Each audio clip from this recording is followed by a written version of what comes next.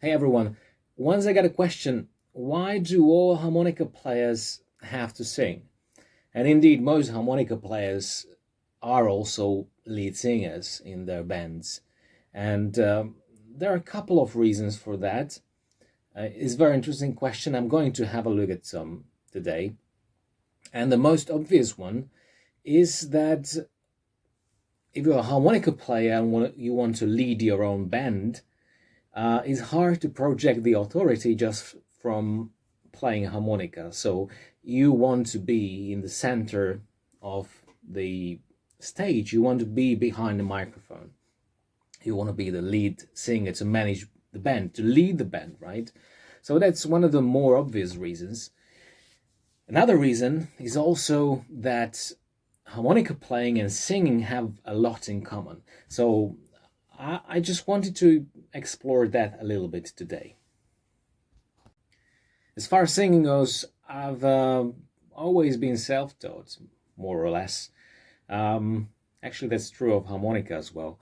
Um, I never took any formal classes and no formal lessons in singing. But recently, as I was contemplating on how to best use my driving time, because I commute to work, and it's not always really safe to play harmonica while behind the wheel,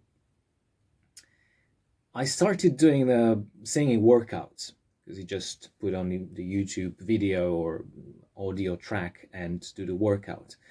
In the process of that, I learned a lot of things, and I might not be exact in my terminology because I'm not a singing expert, but there is something that is very similar to the technique for playing and managing your breath on a harmonica. So in singing, you have something called appoggio, which is roughly, I suppose, translate as support, or at least it refers to support to your voice. And that support is created down here in the torso, where the diaphragm is.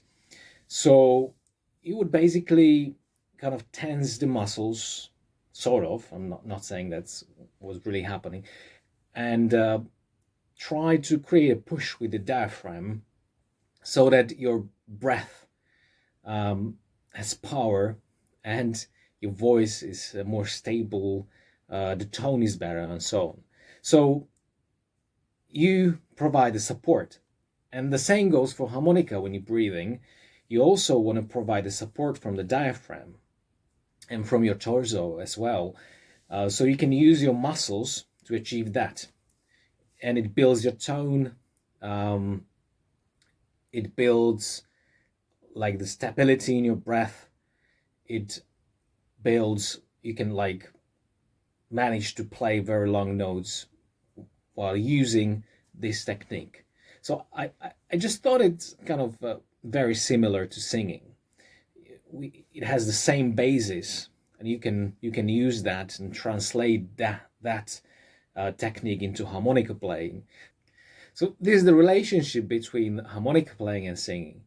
So a lot of singers can play decent harmonica because they might have the technique already, and they add up to their repertoire, spice up their singing by playing a bit of harmonica.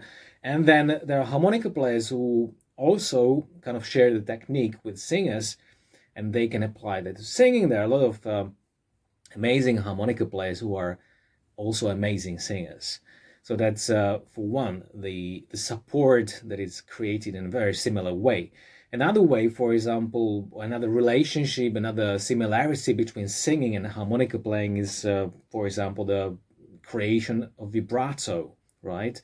So while singing and you create the vibrato, you're also kind of trying to close the or tighten the air gap, like in vocal cords, so that you achieve that effect. The same goes for harmonica, where you where you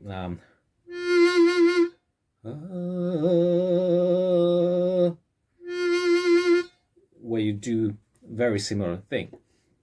There are more techniques of course, of creating vibrato on a harmonica, on bends, and I don't know, on the blow notes and so on. But the foundation for vibrato is very similar. So if you can sing vibrato, it's very probable that your harmonica vibrato will be good as well. So, well, think about that.